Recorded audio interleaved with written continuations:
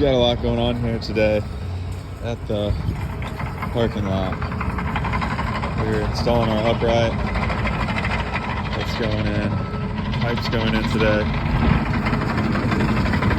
Rock is here. We've got 6 dump trucks running, which is a lot.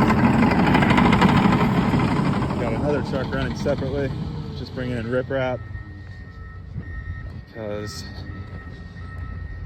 Ben hit a spring, so you can see the water just coming up out of the ground.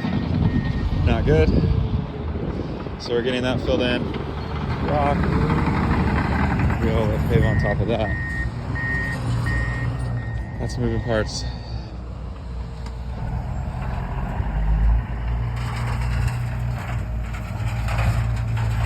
But we've got rock spread all the way to the back now and all up the side, which is really good.